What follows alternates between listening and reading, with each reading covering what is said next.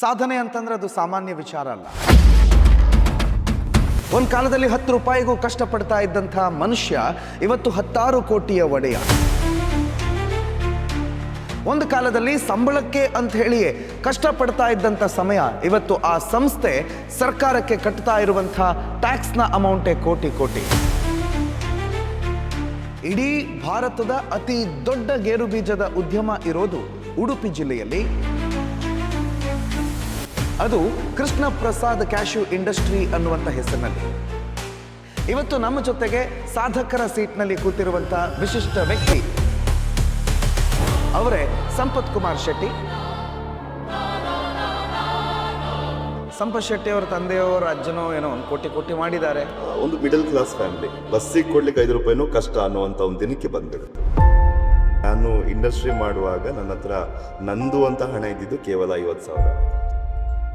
ಒಂದು car ಶೋರೂಮಲ್ಲಿ work ಮಾಡ್ತಾ ಇದ್ರು ಅಂತ ಹೇಳಿ ಮೊದಲನೇ ಹಂತದಲ್ಲಿ ನಾವು ನಷ್ಟಕ್ಕೆ ಹೋಗ್ಬಿಟ್ವಿ. 2014 ಬಹಳ ದೊಡ್ಡ ಹಣ ಕಳ್ಕೊಳ್ಬೇಕಾಯ್ತು. ಸಂಸ್ಥೆನೇ ಉಳಿಯುವುದಿಲ್ಲ ಅನ್ನುವಂಥ ರೀತಿಯಲ್ಲಿ ಬದಲು ವರ್ಕರ್ಸಿಗೆ ಸ್ಯಾಲ್ರಿ ಕೊಡ್ಲಿಕ್ಕೂ ಹಣ ಇಲ್ಲ ಅನ್ನುವಂಥ ಪರಿಸ್ಥಿತಿಗಳು ಎದುರಾಗ್ಬಿಡ್ತು. ನೀವು ಜೀವನದಲ್ಲಿ ನೀವು ಕಳ್ಕೊಂಡಾಗ ನಿಮ್ಮಿಂದ ಎಲ್ಲರೂ ದೂರ ಆಗ್ಬಿಡ್ತಾರೆ.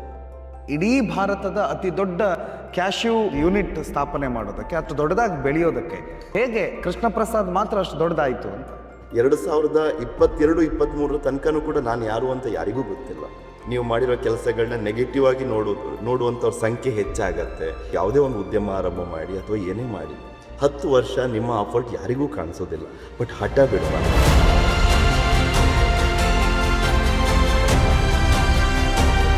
ಸಂಪತ್ ಶೆಟ್ಟಿ ಅವರು ಯಾಕೆ ಸಮಾಜಕ್ಕೆ ದುಡ್ಡು ಖರ್ಚು ಮಾಡ್ತಾರೆ ಅಂತಂದರೆ ಅವ್ರಿಗೊಂದು ಮಹದಾಸೆ ಇದೆಯಂತೆ. ಮುಂದಿನ ಒಂದು ಸ್ವಲ್ಪ ದಿನದಲ್ಲಿ ಜನಪ್ರತಿನಿಧಿ ಆಗೋದಕ್ಕೆ ಬಯಸ್ತಿದ್ದಾರಂತೆ. ಅವರ ಹಣ ಎಲ್ಲ ಖರ್ಚು ಮಾಡಿ ಈಗ ಕಾರ್ಯಕ್ರಮದಲ್ಲೆಲ್ಲ ಬಂದು ಕೂರ್ತಾರಂತೆ. ಮುಂದೊಂದು ದಿನ MLA ನಿಲ್ತಾರಂತೆ.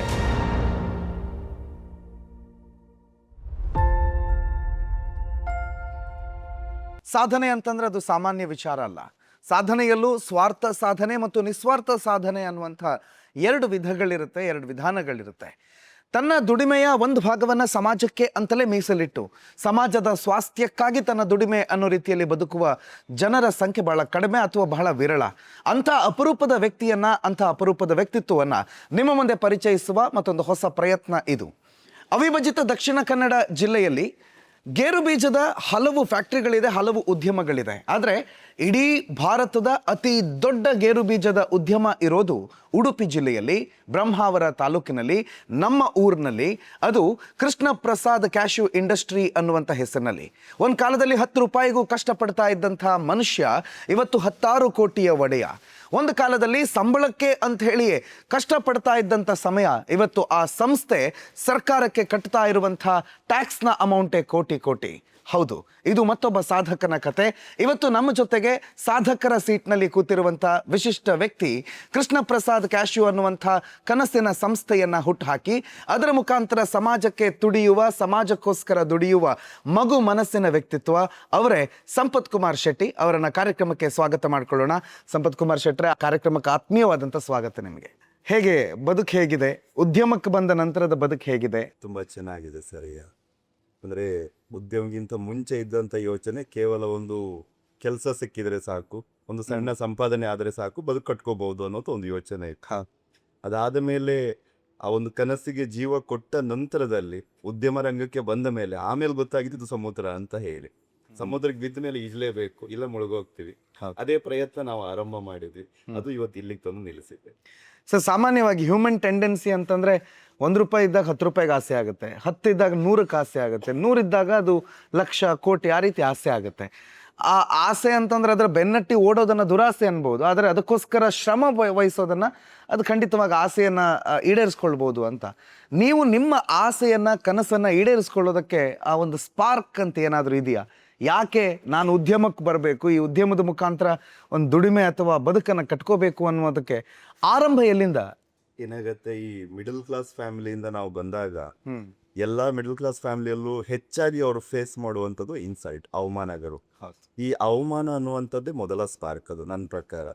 ಈ ಸಣ್ಣ ಸಣ್ಣ ವಿಚಾರಗಳು ಒಂದು ಸಣ್ಣ ಸಣ್ಣ ಗುರಿಯನ್ನ ನಮ್ಗೆ ತಂದು ಕೊಡ್ತಾ ಹೋಗುತ್ತೆ. ಈ ಒಂದು ಗುರಿಯನ್ನ ನೀವು ರೀಚ್ ಆಗುವಾಗ ಇನ್ಯಾವುದೋ ರೀತಿಯಲ್ಲಿ ಇನ್ನೊಂದು ಚಾಲೆಂಜ್ ಬರುತ್ತೆ, ನಾವು ಅದನ್ನ ಒಪ್ಕೊಳ್ಳೇಬೇಕಾಗತ್ತೆ. ಹಾಗೆ ಒಪ್ಕೊಳ್ತಾ ಅದು ಮುಂದಕ್ಕೆ ಬೆಳೀತಾ ಹೋಗುತ್ತೆ ಸರ್ ಅದು. ಉದ್ಯಮಗಳಲ್ಲಿ ಭಾಳಷ್ಟು ಉದ್ಯಮಗಳಿತ್ತೇನೋ. ಅದು ಕರ್ನಾಟಕದ ಕರಾವಳಿ ಅಂತಂದರೆ ಹೋಟೆಲ್ ಉದ್ಯಮ ಅನ್ನೋದು ಎಲ್ಲರೂ ಕಣ್ಣಿಟ್ಟು ಅಥವಾ ಕಣ್ಣರಳಿಸಿ ನೋಡುವಂಥ ಉದ್ಯಮ. ಉಡುಪಿ ಅಂದರೆ ಹೋಟ್ಲು ಅಂಥೇಳಿ. ಬೇರೆ ಬೇರೆ ಉದ್ಯಮಗಳ ಪಟ್ಟಿಯಲ್ಲಿ ನೀವು ಕ್ಯಾಶ್ಯೂ ಇಂಡಸ್ಟ್ರಿಯನ್ನೇ ಆಯ್ಕೆ ಮಾಡ್ಕೊಳ್ಳೋದಕ್ಕೆ ಕಾರಣ ಏನು? ಏನಾದರೂ ನಿಮ್ಮ ಫಾರ್ಮಿಂಗು ಅಂತ ಏನಾದರೂ ಇತ್ತಾ, ಅಥವಾ ನಿಮ್ಮ ಹಿಂದಿನವ್ರು ಯಾರಾದರೂ ಈ ಇಂಡಸ್ಟ್ರಿಯವರು ಇದ್ರಾ? ಇರಲಿಲ್ಲ ಸರ್. ಈ ಗೇರು ಬೀಜ ಅನ್ನುವಂಥದ್ದು ನಮ್ಮ ಮೊದಲ ಜನರೇಷನ್ ಬಿಸ್ನೆಸ್ ಇದು. ಯಾರು ನಮ್ಮ ಈ ವ್ಯವಸ್ಥೆಯಲ್ಲಿ ಯಾರು ಇರಲಿಲ್ಲ. ಏನಾಯ್ತು, 2008ರಲ್ಲಿ ನಾನು ಜಾಬಿಗೆ ಹೋದಾಗ ಏನಾದರೂ ಒಂದು ಮಾಡ್ಬೇಕನ್ನುವಂಥ ಆಸಕ್ತಿನ ನಮ್ಮ ಬ್ರದರ್ ಇಂಗ್ಲ JP ಶೆಟ್ಟಿ ಅವ್ರ ಜೊತೆ ನಾವು ಮಾತಾಡ್ಕೊಂಡ್ವಿ. ಅವಾಗ ನಮಗೆ 2 ಆಯ್ಕೆಗಳು ಬಂತು. ಒಂದು ಕಾಂಟ್ರಾಕ್ಟ್ ಫೀಲ್ಡಿಗೆ ಹೋಗೋದು, ಒಂದು ಗೇರು ಬೀಜ ಮಾಡುವುದು ಅನ್ನುವಂಥ ಆಯ್ಕೆಗಳು. ಅಂತಿಮವಾಗಿ ನಾವೇನು ಮಾಡಿದ್ವಿ, ಶಂಕರನಾರಾಯಣ್ ಕ್ಯಾಶ್ಯೂಸ್ನ ಶಶಿಧರ್ ಶೆಟ್ಟರ್ನ ಭೇಟಿ ಆದ್ವಿ.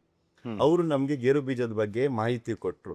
ಈ ಥರ ಪ್ರೋಸೆಸ್ ಮಾಡಿದರೆ ಇಷ್ಟು ಲಾಭ ಆಗುತ್ತೆ, ಇಷ್ಟು ನೀನು ಚಾಲೆಂಜ್ ತಗೋಬೇಕು ಅಂತ ಹೇಳಿದ್ವಿ. ಅಲ್ಲಿಂದ ನಮ್ದು ಗೇರು ಬೀಜ ಸಂಸ್ಥೆ ಆರಂಭ ಆಯಿತು ಸರ್. ಸಾಮಾನ್ಯ ಅಂದ್ರೆ ಮನೆಯಲ್ಲಿ ಅಂತಂದರೆ ನೀವು ಕೆಲಸಕ್ಕೆ ಹೋಗಿ ಬಂದರೆ ಬೆಳಿಗ್ಗೆ ಒಂದು 10 ಗಂಟೆಗೆ ಹೋಗೋದು, ಸಂಜೆ ಒಂದು 6 ಗಂಟೆಗೆ ಮನೆಗೆ ಡ್ಯೂಟಿ ಮುಗಿಸ್ಕೊಂಡು ಬರೋದು, ತಿಂಗಳಿಗೆ ಎಂಡಿಗೆ ಒಂದು ಸಂಬಳ, ಅದಾದಮೇಲೆ ಮನೆ ಮಕ್ಕಳು ಸಂಸಾರ ಅಂಥೇಳಿ. ಈ ಉದ್ಯಮಿಗಳ ಜೀವನನೂ ಹಾಗೆ ಇರುತ್ತಾ? ಉದ್ಯಮಿಗಳಿಗೆ ಮನೆ ಸಂಸಾರ, ಹೆಂಡತಿ ಮಕ್ಕಳು ಇವ್ರಿಗೆ ಕೊಡುವಂಥ ಸಮಯ ಮತ್ತು ಅದರಿಂದ ವ್ಯತಿರಿಕ್ತ ಪರಿಣಾಮ ಇದೆ ಸರ್. ಅದು ಅಲ್ಲಿ ಏನಾಗುತ್ತೆ ಅಂದರೆ, ಪ್ರತಿಯೊಂದು ಸಕ್ಸಸ್ ಕೂಡ ನಿಮ್ಮಿಂದ ಸ್ಯಾಕ್ರಿಫೈಸ್ ಕೇಳುತ್ತೆ. ನೀವು ಯಾವುದನ್ನ ಸ್ಯಾಕ್ರಿಫೈಸ್ ಮಾಡ್ತೀರಿ ಅನ್ನೋದು ಡಿಪೆಂಡ್ ಆಗುತ್ತೆ. ಮಿನಿಮಮ್ 17 ಗಂಟೆ ನೀವು ಕೆಲಸ ಮಾಡದೆ ಯಾವ ಬಿಸ್ನೆಸ್ಸು ಸಕ್ಸಸ್ಫುಲ್ ಟ್ರ್ಯಾಕಲ್ಲಿ ತಗೊಂಡು ಹೋಗ್ಲಿ ಸಾಧ್ಯ ಇಲ್ಲ. ಅಂದರೆ ನೀವು ಎಷ್ಟು ಜಾಸ್ತಿ ಸಮಯವನ್ನು ನಿಮ್ಮ ಬಿಸ್ನೆಸ್ಸಿಗೆ ಕೊಡ್ತೀರಿ, ಅಷ್ಟು ವಿಚಾರಗಳು ನಿಮ್ಗೆ ಅರ್ಥ ಆಗುತ್ತೆ. ಅದರಲ್ಲಾಗೋ ಮಿಸ್ಟೇಕ್ಗಳು, ಲೀಕೇಜ್ಗಳು, ಅದನ್ನು ನೀವು ನಿಮ್ಮ ಇನ್ವಾಲ್ವ್ಮೆಂಟ್ ಹೆಚ್ಚಾದಷ್ಟು ಅದು ಕಂಟ್ರೋಲ್ ಆಗ್ತಾ ಹೋಗುತ್ತೆ. ನನ್ನ ಪ್ರಕಾರ ಮಿನಿಮಮ್ 16 hours ನಾವು ಡ್ಯೂಟಿ ಮಾಡಲೇಬೇಕು ಸರ್. ಸಂಪತ್ ಶೆಟ್ಟಿ ಅವ್ರ ಮನೆ ನೋಡಿದಾಗ, ಅವ್ರ ಕಾರ್ ನೋಡಿದಾಗ, ಅವರ ಇಂಡಸ್ಟ್ರಿ ನೋಡಿದಾಗ, ಸಂಪತ್ ಶೆಟ್ಟಿ ಅವ್ರ ತಂದೆಯವ್ರ ಅಜ್ಜನೋ ಏನೋ ಒಂದು ಕೋಟಿ ಮಾಡಿದ್ದಾರೆ, ಇವ್ರಿಗೇನು ಒಂದು ಅದೇ ತಗೊಂಬಂದು ದುಡ್ಡು ಹಾಕಿದ್ರೆ ಸರಿ, ಬಿಸ್ನೆಸ್ ಮಾಡಿದ್ರೆ ಸರಿ, ಅಮೌಂಟ್ ದುಡ್ಡಂತೂ ಇದೆ, ಯಾವುದ್ರಲ್ಲಿ ಹೋಗಬೇಕು ಅನ್ನೋದು ಒಂದು ಆಪ್ಷನ್ ಅವ್ರಿಗೆ ಅಂತ ಹೇಳಿ ಸಾಮಾನ್ಯವಾಗಿ ಸಮಾಜ ನೋಡ್ತಾ ಇರೋದು. ಸಂಪತ್ ಶೆಟ್ಟಿ ಅವರ ಬಾಲ್ಯ ಮತ್ತು ಇವತ್ತಿನ ಜೀವನ ಹೆಚ್ಚು ಕಮ್ಮಿ ಹೀಗೆ ಇತ್ತಾ? ಬಾಲ್ಯ ಹೇಗಿತ್ತು? ನಾವು ಹುಟ್ಟಿ ಬೆಳೆದಿದ್ದೆಲ್ಲ ಬಂದರ್ತಿಯಲ್ಲಿ, ಅಂದರೆ ಶಿರೂರು ಅಂತ ಸಣ್ಣ ಊರು ಸರ್. ತಂದೆ ಅಗ್ರಿಕಲ್ಚರ್, ತಾಯಿ ಹೌಸ್ ವೈಫ್ ಇದ್ರು. ಒಂದು ಮಿಡಲ್ ಕ್ಲಾಸ್ ಫ್ಯಾಮಿಲಿ. ಅಂದರೆ ಒಂದಷ್ಟು ಭೂಮಿ ಇತ್ತು, ಭತ್ತ ಬೆಳೀತಾ ಇದ್ರು, ಅಡಿಕೆ ತೋಟ ಇತ್ತು. ಅದರಲ್ಲಿ ಬಂದ ಇನ್ಕಮಲ್ಲಿ ನಾವು ಮನೆ ನಡೆಸಿದ್ರು. ಏನಾಯಿತು, ನಾನು ಹೆಚ್ಚು ಕಡಿಮೆ SSLC ಓದುವಾಗ ಅಡಿಕೆ ತೋಟ, ಒಂದಷ್ಟು ಅಡಿಕೆ ಗಿಡಗಳಿಗೆ ಒಂದು ಬೇರು ಹುಳ ಅಂತ ಒಂದು ರೋಗ ಬರುತ್ತೆ. ಅಷ್ಟು ಅಡಿಕೆ ತೋಟ ಅನ್ನೋದು ಸತ್ತೋಗ್ಬಿಟ್ಟು. ಅವಾಗ ಪರಿಸ್ಥಿತಿಗಳು ಹೇಗಾಯಿತು ಅಂತ ಹೇಳಿದರೆ, ಬಸ್ಸಿಗೆ ಕೊಡ್ಲಿಕ್ಕೆ 5 ರೂಪಾಯಿನೂ ಕಷ್ಟ ಅನ್ನುವಂಥ ಒಂದು ದಿನಕ್ಕೆ ಬಂದ್ಬಿಡ್ತು. ಅವಾಗ ನಮ್ಮ ತಾಯಿ ದನ ಸಾಕ್ತಾ ಇದ್ರು. ದನನ ಹಾಲು ತೆಗೆದು ಡೈರಿ ಕೊಟ್ಟು ಆ ಇನ್ಕಮ್ನ ತಗೊಂಡು ನಾವು ನಮ್ಮ ಎಜುಕೇಷನ್ನ ಮುಂದುವರಿಸ್ತಾ ಇದ್ವಿ. ಅಲ್ಲಿಂದ ಆರಂಭ ಆದಂಥದ್ದು ಹಂತವಾಗಿ ಬೆಳೀತಾ ಬಂದ್ವಿ ಸರ್. ಆಲ್ರೆಡಿ ನೀವು ಹೇಳಿದಾಗೆ ಮಿಡಲ್ ಕ್ಲಾಸ್ ಅನ್ನುವಂಥ ಒಂದು ಕ್ಯಾಟಗರಿ ಆಫ್ ಸೊಸೈಟಿನೇ ಒಂಥರ ಚಾಲೆಂಜಿಂಗ್ ಸೊಸೈಟಿ. ಇವತ್ತು ಬಹಳ ಸ್ಟ್ರಗಲ್ ಮಾಡ್ತಿರೋ ಯಾರು ಕೇಳಿದ್ರೆ ಮಿಡಲ್ ಕ್ಲಾಸ್. ಯಾಕಂದರೆ ಶ್ರೀಮಂತರು ದುಡ್ಡಿದೆ, ಅವರು ಬದುಕ್ತಾರೆ. ಬಡವರು ಅವ್ರ ಹತ್ರ ದುಡ್ಡಿಲ್ಲ, ಅವರು ಅದಕ್ಕೆ ಅಡಾಪ್ಟ್ ಆಗಿದ್ದಾರೆ. ಈ ದುಡ್ಡು ಇಲ್ಲ ಮತ್ತು ಇದೆ ಅನ್ನೋದರ ನಡುವೆ ಸಿಕ್ಕಾಕೊಂಡಿರುವಂಥ ಮಿಡಲ್ ಕ್ಲಾಸ್ ಅವರು ಇವತ್ತಿಗೂ ಪರದಾಡುವಂಥ ಪರಿಸ್ಥಿತಿ. ಸಾಲ ಮಾಡಿ ಆದರೂ ತುಪ್ಪ ತಿನ್ನಬೇಕಾದ ಪರಿಸ್ಥಿತಿ. ಈ ಮಿಡಲ್ ಕ್ಲಾಸನ್ನು ನೀವು ಅಬೌವ್ ಕ್ರೀಮಿ ಲೇಯರ್ ತಂದಿದ್ದು ಹೇಗೆ? ಆ ಕನಸಿಗೆ ಪ್ರೇರಣೆ ಏನು? ಈ ಮಿಡಲ್ ಕ್ಲಾಸಲ್ಲಿ ನಿಮಗೆ ಭಾಳ ದೊಡ್ಡ ಅಡ್ವಾಂಟೇಜ್ 2 ವಿಚಾರಗಳು ಬರುತ್ತೆ ಸರ್. ಒಂದು, ನಿಮಗೆ ಕನಸುಗಳು ಹುಟ್ಟುವುದೇ ಮಿಡಲ್ ಕ್ಲಾಸಿಂದ ಬಂದವರಿಗೆ. ನಾನು ಜೀವನದಲ್ಲಿ ಹೀಗಾಗಬೇಕು, ನಾನು ಈ ಥರ ಬೆಳಿಬೇಕು, ಇಂಥ ಚಾಲೆಂಜ್ಗಳನ್ನ ತಗೊಳ್ಳುವಂಥದ್ದು ಅವರುಗಳು. ಒಂದು ಸರಿ ಅವರಿಗೆ ಅವಕಾಶ ಅನ್ನುವಂಥದ್ದು ಅವ್ರ ಜೀವನದಲ್ಲಿ ಬಂತು ಅಂತಂದರೆ ಖಂಡಿತವಾಗ್ಲೂ ಅವ್ರು ಯೂಸ್ ಮಾಡ್ಕೊಳ್ತಾರೆ ಅನ್ನೋದು ನಾನೇ ಎಕ್ಸಾಂಪಲ್ ಆ್ಯಕ್ಚುಲಿ.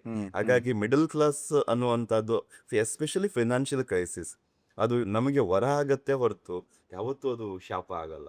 ಬಟ್ ಯೋಚನೆ ಪಾಸಿಟಿವ್ ಆಗಿರಬೇಕು, ಅಷ್ಟೇ ನಾನು ಹೇಳೋದು ಸರ್.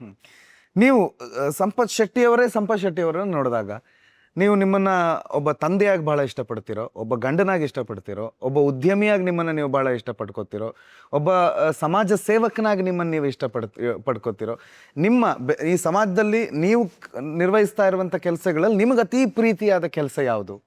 ನಾನು ತುಂಬ ಪ್ರೀತಿ ಮಾಡುವಂಥದ್ದು ಕೆಲಸ ಮಾಡುವಂಥದ್ದು ಸರ್. ಯಾವಾಗಲೂ ನನ್ನ ಹೆಂಡತಿ ಬೈತಾ ಇರ್ತಾಳೆ, ಯಾವಾಗಲೂ ನೀವು ಫ್ಯಾಕ್ಟ್ರಿಯಲ್ಲಿ ಮಲ್ಕೊಂಡ್ಬಿಡಿ, ಮನೆಗೆ ಯಾಕೆ ಬರ್ತೀರಿ ಅಂತ ಹೇಳ್ತಾರೆ ಕೆಲವೊಮ್ಮೆ. ಅಂದರೆ ಏನಾಗುತ್ತೆ, ಒಂದೊಂದನ್ನ ನಾವು ಒಂದೊಂದು ರೀತಿಯಲ್ಲಿ ನಾವು ಪ್ರೀತಿ ಮಾಡಬೇಕಾಗತ್ತೆ. ನಾವು ಸಂಸ್ಥೆ ಒಳಗಡೆ ಹೋದಾಗ ಕೆಲಸವನ್ನು ನಾವು ತುಂಬ ಪ್ರೀತಿ ಮಾಡ್ತೀವಿ, ಅದನ್ನು ಎಂಜಾಯ್ ಮಾಡ್ತೀವಿ ಕೂಡ. ಅಲ್ಲಿಂದ ನೀವು ಮನೆಗೆ ಬಂದಾಗ ಮಗು ಜೊತೆ ನೀವು ಕಳೆಯುವ ಸಮಯ, ಅದು ಇನ್ನೊಂದು ರೀತಿಯ ನಿಮಗೆ ಒಂದು ಸ್ಯಾಟಿಸ್ಫ್ಯಾಕ್ಷನ್ ತಂದು ಕೊಡುತ್ತೆ. ಹೆಂಡತಿ ಯಾವಾಗಲೂ ಒಳ್ಳೆ ಸ್ನೇಹಿತಳಾಗಿರ್ತಾಳೆ. ಸೊ ನಮ್ಮ ಕಷ್ಟ, ನಮ್ಮ ಒಂದು ಒಳ್ಳೆ ಖುಷಿಗಳು ಆ ಎಲ್ಲ ವಿಚಾರದಲ್ಲೂ ಫೀಲ್ ಮಾಡುವಂಥದ್ದು ವೈಫ್ ಆಗಿರುವಂಥದ್ದು. ಅದಾದ್ಮೇಲೆ ಸಮಾಜದಲ್ಲಿ ನೀವು ಬೆರೆಯುವಂಥದ್ದು ಅಥವಾ ಇನ್ನೊಬ್ರಿಗೆ ಹೆಲ್ಪ್ ಮಾಡುವಂಥದ್ದು, ಅದು ನಿಮ್ಗೆ ತೃಪ್ತಿ ಅಂತ ಅನ್ಕೊಡುವಂಥ ಸಬ್ಜೆಕ್ಟ್ ಸರ್ ಅದು. ನೀವು ಯಾರೋ ಒಬ್ರಿಗೆ ಎಕ್ಸಾಂಪಲ್, ನಿನ್ನೆ ಅಷ್ಟೇ ಒಂದು ಇನ್ಸಿಡೆಂಟ್ ಆಯಿತು ಸರ್. ನಮ್ಮ ಕೋಟ ಪಡುಕೆರೆ ಹತ್ರ ಒಬ್ಳು ಲೇಡಿ ಪಾಪ, ಅವರಿಗೆ ಕ್ಯಾನ್ಸರ್ ಇತ್ತು. ಅವ್ರ ಗಂಡ ಆಟೋ ಡ್ರೈವರ್, ರೀಸೆಂಟ್ಲಿ ನಮ್ಮಲ್ಲಿ ಕೆಲಸಕ್ಕೆ ಜಾಯ್ನ್ ಆಗಿದ್ದಾರೆ. ಅವರು ನಿನ್ನೆ ಫೋನ್ ಮಾಡಿ ಹೀಗೀಗೆ ಸಮಸ್ಯೆ ಇದೆ ಅಂತ ಹೇಳಿದಾಗಲೇ ಅವ್ರ ಸಮಸ್ಯೆ ನಮ್ಗೆ ಗೊತ್ತಾಗಿತ್ತು. ಅದಾದಮೇಲೆ ಇಮಿಡಿಯೇಟ್ ಅವ್ರ ಮನೆಗೆ ನಾನು ಟೀಮ್ ಕಳಿಸಿ ಕೊಟ್ಟೆ.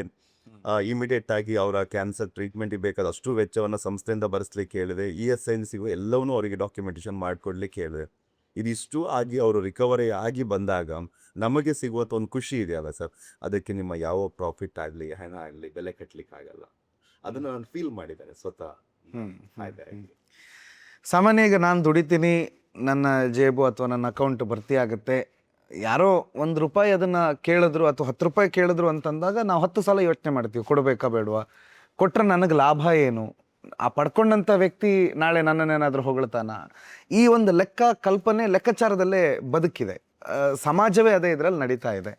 ಅಂಥದ್ರಲ್ಲಿ ನಿಮ್ಮ ದುಡಿಮೆಯ ಬಹುತೇಕ ಪಾಲನ್ನು ನೀವು ನಿನ್ನೆ ಮಾತಾಡುವಾಗ ಕೇಳಿಸ್ಕೊಂಡೆ, ಸುಮಾರು 1 ಕೋಟಿಯನ್ನು ಬರೀ ವಿದ್ಯಾರ್ಥಿಗಳಿಗೆ ಅಂತ ಇಟ್ಟಿದ್ದೀರಿ. ಇದೇ ರೀತಿ ಬೇರೆ ಬೇರೆ ಸಮಸ್ಯೆ ಸಮಾಜ ಅಂತಂದಾಗ ಈ ಹಣ ಕೊಡುವ ಮನಸ್ಸು ಎಲ್ಲಿಂದ?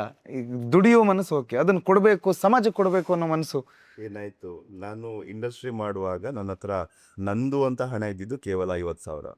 ಅದಾದ ಮೇಲೆ ನಾವು ಭೂಮಿ ಖರೀದಿ ಮಾಡಬೇಕಿತ್ತು, ಪಾರ್ಟ್ನರ್ಶಿಪ್ಪಲ್ಲಿ ಇನ್ವೆಸ್ಟ್ಮೆಂಟ್ ಅಂತ ಮಾಡಬೇಕಿತ್ತು. ಇನ್ವೆಸ್ಟ್ಮೆಂಟ್ ಮಾಡಲಿಕ್ಕೂ ನನ್ನ ಹತ್ರ ಹಣ ಇಲ್ಲ. ಅವಾಗ ಏನಾಯ್ತು, ನಮ್ಮ ತಂದೆ ಮತ್ತು ಹಾಲಾಡಿ ಶ್ರೀನಿವಾಸ್ ಶೆಟ್ಟರು ಭಾಳ ಆತ್ಮೀಯರು, MLA ಆಗಿದ್ರು ಆಗ. ಶ್ರೀನಿವಾಸ್ ಶೆಟ್ಟರು ಫೋನ್ ಮಾಡಿ ಒಮ್ಮೆ ಬರ್ಲಿಕ್ಕೆ ಹೇಳಿದ್ರು. ನಾನು ನನ್ನ ತಂದೆ ಹೋದ್ವಿ. ಒಳಗಡೆಯಿಂದ ₹2 ಲಕ್ಷ ತಂದು ಕೈ ಕೊಟ್ಟು, ಆ ₹2 ಲಕ್ಷ ನನ್ನ ಮೂಲ ಬಂಡವಾಳ ಆಗಿತ್ತು ಆಗಿನ ಕಾಲಕ್ಕೆ. ಅದಾದ್ಮೇಲೆ ನಮ್ಮ ಸಂಸ್ಥೆಗಳು ಸಣ್ಣ ಮಟ್ಟದಲ್ಲಿ ಆರಂಭ ಆಯಿತು.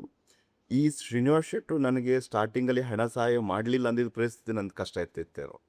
ಹಾಗಾಗಿ ಶ್ರೀನಿವಾಸ್ ಶೆಟ್ಟರು ಕೊಟ್ಟ ಹಣದಿಂದ ನನ್ನ ಒಂದು ಜೀವನ ಇದಾಯಿತು, ಡೆವಲಪ್ ಆಗ್ತಾ ಹೋಯಿತು. ಯಾಕೆ ನಾನು ಇನ್ನೊಬ್ಬರ ಜೀವನಕ್ಕೆ ಒಳ್ಳೇದು ಮಾಡಬಾರ್ದು ಅನ್ನುವಂಥ ಕಲ್ಪನೆಗಳು, ಅಂದರೆ ನನ್ನ ಮೊದಲ ಇನ್ಸ್ಪಿರೇಷನ್ ಆಗಿ ಬಂದಂಥದ್ದು ಹಾಲಾಡಿ ಶ್ರೀನಿವಾಸ್ ಶೆಟ್ಟರು ಈ ಸಹಾಯ ಮಾಡೋ ವಿಚಾರದಲ್ಲಿ.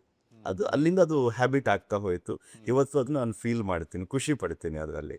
ಅವರು ಹೊಗಳ್ತಾರೆ ಅಥವಾ ನಾಳೆ ನೆನ್ಪಿಟ್ಕೊಳ್ತಾರೆ ಬೇಕಾಗಿಲ್ಲ. ಏನಾಯಿತು, ಒಂದು ವಾರದ ಹಿಂದೆ ಒಬ್ಳು ಹುಡುಗಿ ಕಾಲ್ ಮಾಡಿದ್ರು. ಅವಳು ಕೂಡ ಕೋಟದಲ್ಲಿ ವಿದ್ಯಾಧರ್ ಶೆಟ್ಟರ್ ಅಂತ ಇದ್ರು, ಅವರು ರೆಕಮೆಂಡ್ ಮಾಡಿರೋಂಥ ಹುಡುಗಿ. ಆ ಹುಡುಗಿ ತಂದೆ ತಾಯಿ ಇಬ್ಬರು ಇತ್ತ. ಅವಳಿಗೆ ನಾವು ಎಜುಕೇಷನ್ಗೆ ನಾವು ಹೆಲ್ಪ್ ಮಾಡಿದ್ವಿ. ಅವಳು ಫಸ್ಟ್ ಸೆಮಿಸ್ಟರ್ ಮುಗೀತು, ಅವಳದ್ದು ಮಾರ್ಕ್ಸ್ ಕಾರ್ಡ್ ಬಂದ ಖುಷಿಯಲ್ಲಿ ಫೋನ್ ಮಾಡಿ ನಿಮಗೆ ತುಂಬ ಥ್ಯಾಂಕ್ ಯು ಅಂತ ಹೇಳ್ತಾಳೆ. ಆ ಫೀಲಿಂಗ್ ಇದೆಯಲ್ಲ ಸರ್, ಅದು it's different. Industrialist Sampath Shetty ಅವ್ರು ಗೊತ್ತು, BMW ಕಾರಲ್ಲಿ ಓಡಾಡೋ ಸಂಪತ್ ಶೆಟ್ಟರು ಗೊತ್ತು, ಫಾರ್ಚುನರ್ ಕಾರಲ್ಲಿ ಓಡಾಡೋ ಸಂಪತ್ ಶೆಟ್ಟರು ಗೊತ್ತು. ಲೇಟ್ ಬ್ಯಾಕ್ ಒಂದು 2004-2008 ಹೋದಾಗ ಸಂಪತ್ ಶೆಟ್ಟರು ಬೇರೆ ಎಲ್ಲೋ ಕೆಲಸ ಮಾಡ್ತಾ ಇದ್ರು, ಒಂದು ಕಾರ್ ಶೋರೂಮಲ್ಲಿ ವರ್ಕ್ ಮಾಡ್ತಾ ಇದ್ರು ಅಂತ ಹೇಳಿ. ಆ ದಿನಗಳನ್ನ ನೆನ್ಪು ಮಾಡ್ಕೋಬೋದಾ? ಖಂಡಿತವಾಗ್ಲೂ ಸರ್. ಇವತ್ತು ಕೂಡ ನಾನು ಯಾವ್ಯಾವ ಸಂಸ್ಥೆಯಲ್ಲಿ ಕೆಲಸ ಮಾಡಿದಲ್ಲಿ ಎಲ್ಲರ ಜೊತೆನೂ ಟಚ್ಚಲ್ಲಿ ಇದ್ದೀನಿ, ಓನರಿಂದ ಹಿಡಿದು ಅಲ್ಲಿ ನನ್ನ ಕೊಲೆಕ್ಸ್ಗಳ ಜೊತೆಗೆ. ನಾನು 2008 ನಾನು ಜಾಬಿಗೆ ಸೇರಿದ್ದು ನಮ್ಮ ಉಡುಪಿಯ ಕಾಂಚನ್ ಮುಂಡೈಯಲ್ಲಿ ಪ್ರಸಾದ್ ರಾಜ್ ಕಾಂಚನ್ಸ್ ಒಡೆತನದ ಸಂಸ್ಥೆ. ಅಲ್ಲಿ ಸರ್ವಿಸ್ ಅಡ್ವೈಸರ್ ಆಗಿ ನಾನು ಜಾಯ್ನ್ ಆದೆ. ಆಗ ಆವತ್ತಿನ ವ್ಯವಸ್ಥೆಗಳು ಹೇಗಂತ ಹೇಳಿದ್ರೆ, ಒಬ್ಬ ಸರ್ವಿಸ್ ಅಡ್ವೈಸರಿಗೆ ಏನು ಇನ್ಕಮ್ ಇತ್ತು ಅದೇ ಇನ್ಕಮಲ್ಲಿ ನಾನಿತ್ತು ಅಂಥದ್ದು. ಬಟ್ ಅವಾಗ ಅಲ್ಲಿ ನಾವು ಹೊಸ ಕಾರ್ಗಳನ್ನ ನೋಡಿದಾಗ ಇನ್ನು ಭಾಳ ಕ್ರೇಜ್. 7 ಗಂಟೆ ಸಂಜೆ ನನ್ನ ಸರ್ವಿಸ್ ಡ್ಯೂಟಿ ಮುಗೀತಾ ಇತ್ತು. 7 ಗಂಟೆಗೆ ನಮ್ಮ ಸೇಲ್ಸ್ ಎಕ್ಸಿಕ್ಯೂಟಿವ್ ಯಾರಾದರೂ ಶೋರೂಮಲ್ಲಿದ್ದಾಗ ಅಲ್ಲಿಗೆ ಹೋಗ್ತಿದ್ದೆ ಮೇಲ್ಗಡೆ ಕಾರ್ಗಳನ್ನ ನೋಡೋದು. ಆವಾಗ ಹುಂಡೈಯಲ್ಲಿ ವರ್ಣ ಅಂತ ಒಂದು ಕಾರ್ ಇತ್ತು, ಅದು ನನ್ನ ಆ ಕಾಲದಲ್ಲಿ ಭಾಳ ಫೇವ್ರೇಟ್ ಕಾರ್ ಅದು. ಮುಂದಕ್ಕೆ 2014 ನಾನು ಅದೇ ಕಾರ್ನ ಬೈ ಮಾಡ್ತೀನಿ ಕೂಡ. ಹಾಗೆ ಇದರ ನಂತರದಲ್ಲಿ ಮ್ಯಾಂಗ್ಳೂರಲ್ಲಿ ಜಾಬಿಗೆ ಸೇರಿಕೊಂಡೆ, ಸನ್ಟೆಕ್ ಫ್ಯಾಬ್ರಿಕೇಶನ್ ಅಂತ. ಅದು ನಮ್ಮ ಅಲ್ಯೂಮಿನಿಯಂಗೆ ಸಂಬಂಧಪಟ್ಟಂಥ ಇಂಡಸ್ಟ್ರಿ. ಅವರು ಕೂಡ ಅಕ್ಕುಂಜ ಸತೀಶ್ ಶೆಟ್ಟಿ ಅಂತ ಅವರ ಒಡೆತನದ ಸಂಸ್ಥೆ. ಅಲ್ಲಿ 1 ವರ್ಷ ನಾನು ಪ್ರಾಜೆಕ್ಟ್ ಇಂಜಿನಿಯರ್ ಆಗಿ ಕೆಲಸ ಮಾಡ್ತೀನಿ. ಅದಾದ ಮೇಲೆ ನಾನು ಬೆಂಗಳೂರಿನ ಅವಸಲ ಟೆಕ್ನಾಲಜಿಗೆ ಜಾಯ್ನ್ ಆಗ್ತೀನಿ, ಅಲ್ಲಿ ಅಪ್ಲಿಕೇಶನ್ ಎಂಜಿನಿಯರ್. ಈ 3 ಸಂಸ್ಥೆಗಳಲ್ಲಿ ಕೆಲಸ ಮಾಡಿದಾಗ ಒಂದೊಂದು ಅನುಭವಗಳು. ಸರ್ವಿಸಲ್ಲಿದ್ದಾಗ ಕಸ್ಟಮರ್ನ ಹೇಗೆ ನೀವು ಸ್ಯಾಟಿಸ್ಫೈ ಮಾಡಬೇಕನ್ನುವಂಥದ್ದು, ಮಂಗಳೂರಲ್ಲಿದ್ದಾಗ ಒಂದು ಟೀಮ್ನ ಲೀಡ್ ಮಾಡೋದು ಹೇಗೆ ಅಂತ, ಬೆಂಗಳೂರಲ್ಲಿ ಕೆಲಸ ಮಾಡಿದಾಗ ಅಪ್ಲಿಕೇಶನ್ ಇಸ್ ನಥಿಂಗ್ ಬಟ್ ಒಂದು ಕಾಸ್ಟಿಂಗ್ ಮಾಡೋದು ಹೇಗೆ, ಒಂದು ಪ್ರಾಡಕ್ಟ್ ರೆಡಿ ಆಗುವಾಗ ಏನೇನು ಖರ್ಚು ವೆಚ್ಚಗಳು ಬರುತ್ತೆ, ಅದರಲ್ಲಿ ಪ್ರಾಫಿಟ್ ಮಾರ್ಜಿನ್ ಹೇಗೆ ಇಡಬೇಕು, ಎಕ್ಸೆಲ್ ಶೀಟ್ನ ಹೇಗೆ ನೀವು ವರ್ಕ್ ಮಾಡಬೇಕು, ಆ ಎಕ್ಸ್ಪೀರಿಯನ್ಸು ಅದನ್ನು ಅಲ್ಲಿಂದ ತಗೊಂಡೆ. ಈ ಎಲ್ಲವನ್ನೂ ಮರ್ಜಿ ಮಾಡಿ ಒಂದು ಸಿಸ್ಟಮ್ ಮಾಡಿ ನಮ್ಮ ಸಂಸ್ಥೆಯಲ್ಲಿ ಇಂಪ್ಲಿಮೆಂಟ್ ಮಾಡಿದೆ. ಎಲ್ಲದಕ್ಕಿಂತ ಮುಖ್ಯ, ನಾನು ಎಂಪ್ಲಾಯ್ ಆಗಿದ್ದಾಗ ಅಂದರೆ ಕಡಿಮೆ ಸ್ಯಾಲ್ರಿಯಲ್ಲಿ ನಾನು ಕೆಲಸ ಮಾಡ್ತಿದ್ದಾಗ ಮ್ಯಾನೇಜ್ಮೆಂಟಿಂದ ನಾನು ಏನು ಬಯಸ್ತಾ ಇದ್ದೆ ಅದನ್ನ ನನ್ನ ವರ್ಕರ್ಸಿಗೆ ಕೊಡ್ಲಿಕ್ಕೆ ಆರಂಭ ಮಾಡಿದೆ. ಅಂದರೆ if I am the employ ನಾನು ಬಯಸುವಂಥದ್ದು ಒಂದು ಒಳ್ಳೆ ಸ್ಯಾಲ್ರಿನ, ಒಂದು ಫೆಸಿಲಿಟಿನ ನನ್ನ ವರ್ಕರಿಗೆ ಮೊದಲು ಅದನ್ನ ಕೊಡಬೇಕು ಅನ್ನುವಂಥದ್ದು ನನ್ನ ಆದ್ಯತೆ ಆಯಿತು. ಅಂದರೆ ಇದ್ದದ್ರಲ್ಲಿ ಬೆಸ್ಟ್ ಸ್ಯಾಲ್ರಿ ಊರಲ್ಲಿ ಕೊಡಬೇಕು ಅಂತ ಹೇಳಿ ನಾವು ಆರಂಭ ಮಾಡಿದ್ವಿ. ಅದಾದ್ಮೇಲೆ ನೆಕ್ಸ್ಟ್ ಥಿಂಗ್ ಏನು, ಸ್ಯಾಲ್ರಿ ಕೊಟ್ಟ ನಂತರ ಒಬ್ಬ ಹುಡುಗ ಅಥವಾ ಒಬ್ಬಳು ಹುಡುಗಿ ಏನು ಪ್ರೊಡಕ್ಟಿವಿಟಿನ ಕೊಡಬೇಕು ಅದ್ರ ಮೇಲ್ಗಡೆ ಫೋಕಸ್ ಮಾಡ್ತಾ ಹೋದ್ವಿ. ಅದು ನಮ್ಮ ಸಕ್ಸಸ್ಸಿಗೆ ಕಾರಣ ಆಯಿತು. ಸಂಸ್ಥೆನ ಪ್ರೀತಿ ಮಾಡೋ ರೀತಿ, ಯಾಕೆ ಸಂಸ್ಥೆನ ಪ್ರೀತಿ ಮಾಡಬೇಕು ಅನ್ನೋದಕ್ಕೆ ಹೇಳ್ಕೊಟ್ವಿ. ಅಂದರೆ ಟ್ರೈನಿಂಗ್ಸ್ಗಳಿರ್ಬೋದು, ಅಥವಾ ನಾವು ಯಾರಿಗಾದ್ರೂ ಹೆಲ್ಪ್ ಮಾಡುವಾಗ ಅವ್ರನ್ನೂ ಇನ್ವಾಲ್ವ್ ಮಾಡುವಂಥದ್ದು ಇರ್ಬೋದು.